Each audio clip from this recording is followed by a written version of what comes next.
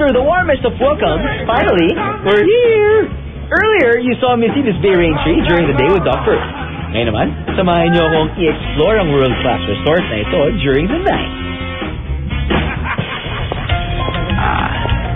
Kung na-appreciate niyo ang view dito sa umaga, iba naman ang handog ng atmosphere ng Mercedes Bay Raintree sa gabi.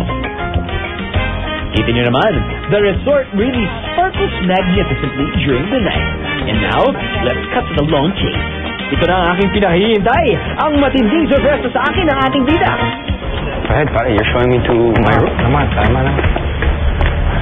Ang taray naman ito, parang feeling ko naman pag naka-check-in ka sa isang room, parang feeling mo hari ka, no? Oo naman. Diba? Butler, may butler siyang sarili. Wow! Yes. Really?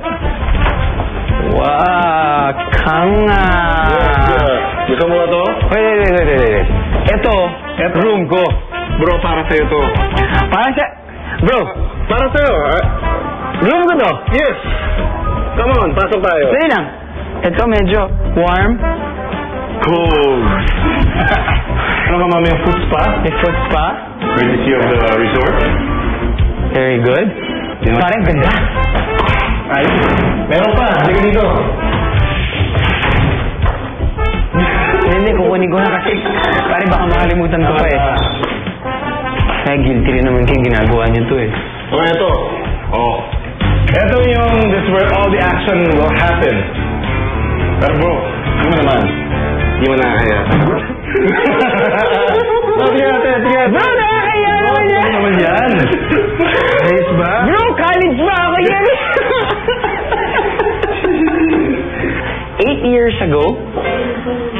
Wow. Ay, doon ako nagbago bro. Ano, parang Clark Kent, no? Richard, parang Dean Cain? Ha?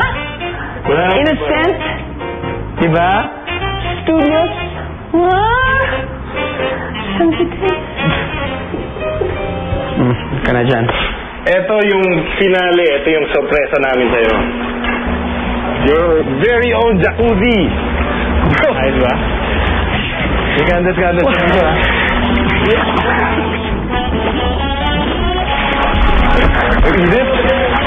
Init. Ayos siya, bro. Ayos. Very relaxing siya. Nagustuhan mo naman, bro. Oo, grabe. Ayos. Buti lang, hindi na ba tayong level. Okay ba sa'yo to? Relatively. Okay na to. Relatively, ang laki ng room, bro. Nakakaya sa'yo.